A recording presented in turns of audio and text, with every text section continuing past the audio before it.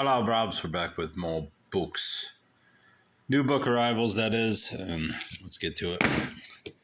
First ones are for my child, who is basically not a child anymore, but still in the child range. But still likes manga and Pokemon, so there you go. What is this? Hi. All right. Oh, that's right. These kids did color these books. I don't know what Splatoon is. My kid said it was a game. So for 60 cents, it was worth it. Ditto with this one. Alola region poster book.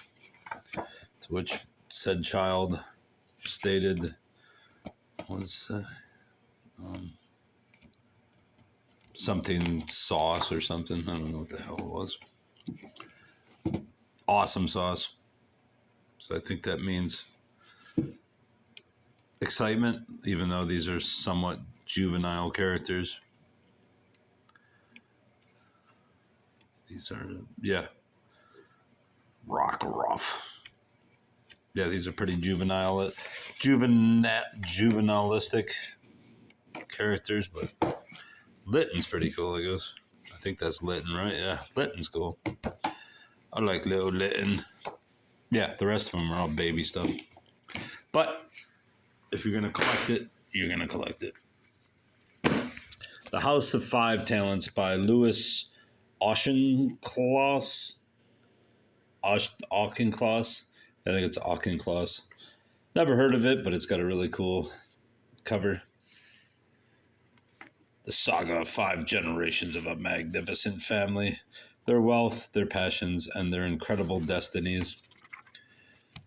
I believe I bought this at the same place that I got those previous books, yes, at the Veterans store. These, I don't know where they came from. Space and Beyond. Oh, yeah, I got these today at a library book sale. I have too many books to show in the same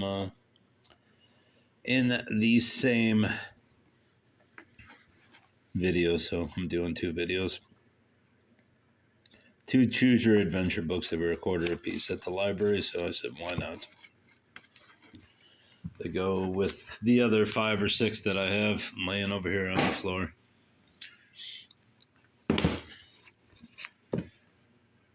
Haimuoto Umaru-chan. I always pick up these for my child, and usually I cannot receive a response before I leave the thrift store, so I just pick them all up and throw them in the basket. Plus, if I'm ever going to have a bookstore, I will need manga in it as well. Would be nice. Would be a nice little dream. So I have this, The Good Life. I don't know if that's the series. Umaru-chan, The Good Life. I assume that's what it is. Then there's Komi Can't Communicate, which is kind of a interesting concept for teens, but not so sure about 28-year-old women with multicolored hair and nose rings. But yeah, for a 16-year-old, yeah, that's pretty cool. My Hero Academia Team Up Missions #2 falls into that same genre, obviously. And I'm going the wrong way. I know this. That's why I flipped them on that side. But I have several, probably half a dozen of those in my hoarding collection. The Ghost at Manor House. I probably already have this book, but another 25-cent book. So Charles and Carol stood on the steps of spooky old Manor House. Suddenly, Charles spoke in a low, urgent whisper. Carol, did you see that? See what? Asked Carol. That light. That was a light out there in the graveyard. Charles pointed toward the side of the house. Oh, Charles, cried Carol. I do see it. I'm scared. I'm really scared. Poor baby girl. GC Skipper. It's a nice picture. Auschenslaus. Waiting for the Morning Train, An American Boyhood by William B. Forward by him. Bruce Catton, who is the renowned Civil War writer, I believe, yes. I believe he grew up in Michigan. He's a crusty Civil War scholar, writes luminously of his boyhood. He has managed to look back with crisp winter morning clarity and stirringly recreate some of the simple truths and granite facts of a hard life in a hard land.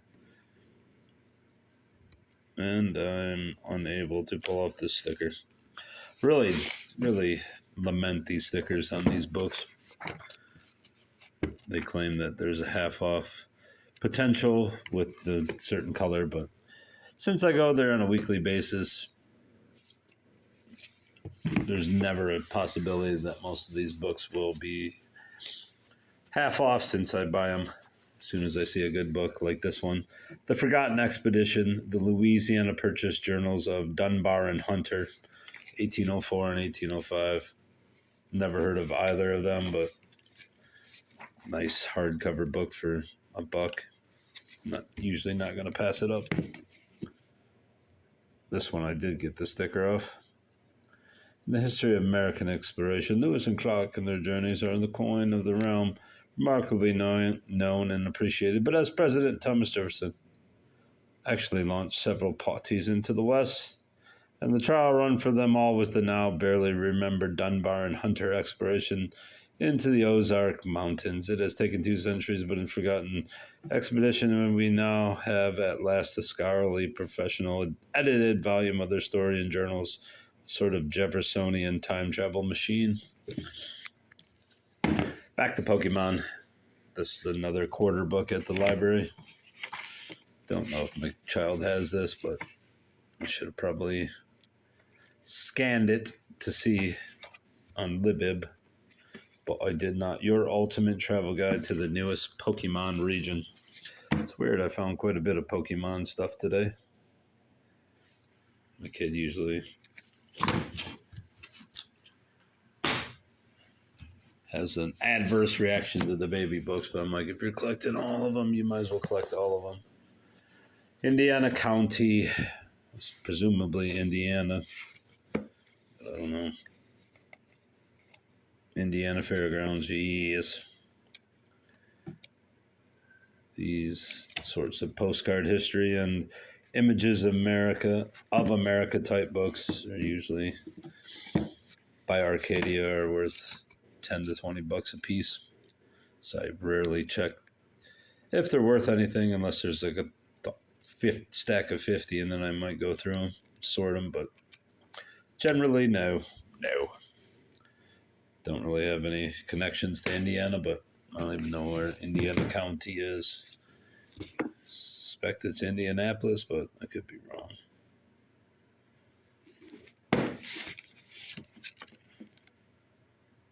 I'm not looking.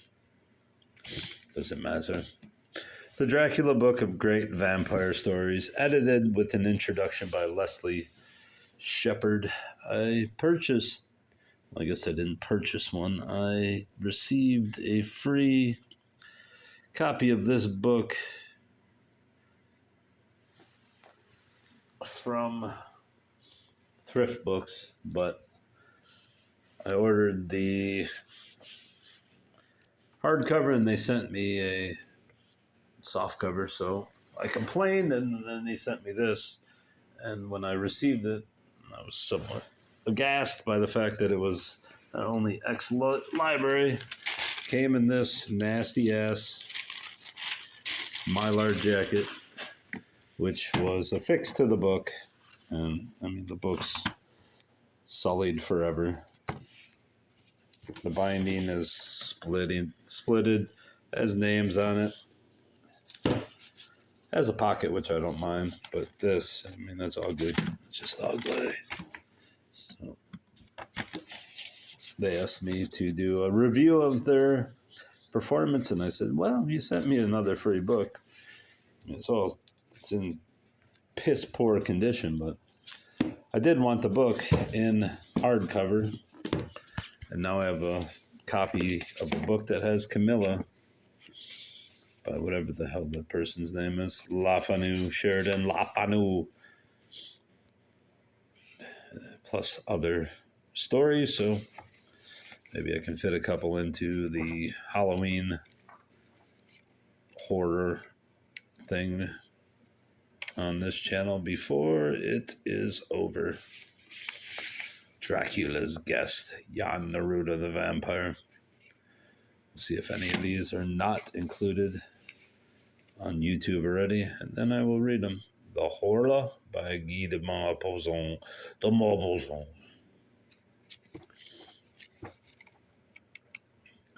Yeah, I wasn't against an ex-library book, but I mean, it's just awful shape.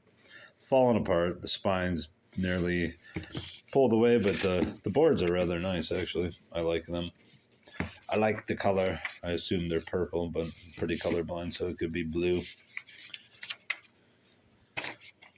Jacket's in decent shape. Has a library tag on it, so that's undesirable, but you get what you get. A couple more books from last week. George Washington and Benedict Arnold. A Tale of Two Patriots. Two Ugly Bastards as well. Oh, what's this? Lucille Dombrowski. And at least Lucille was a reader. She may still be. Benedict Arnold. Great general. I know he has a bad name as a traitor, but I mean, back then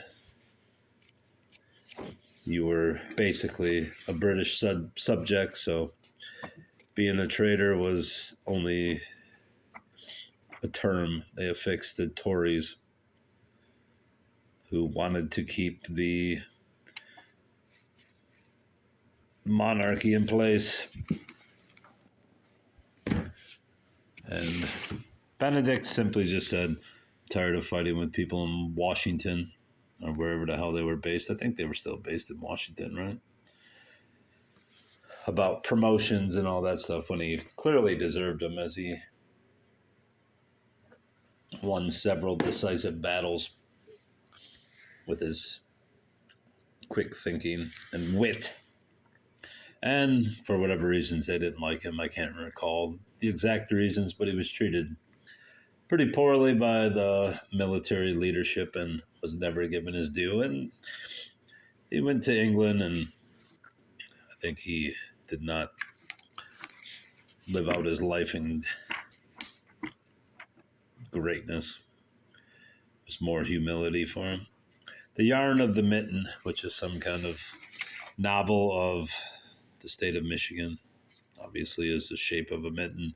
Multifaceted story that conjures up the grandeur and beauty of the country the way original settlers saw it. Based on authentic history, the tale is by turns comic, tragic, and fast-paced adventure. The story begins in the spring of 1837, just after Michigan had become the Union's 26th state. Among the passengers on the lake steamer Chippewa, heading up the Detroit River, are Gannis and Minna McCalvick and their infant son Toma.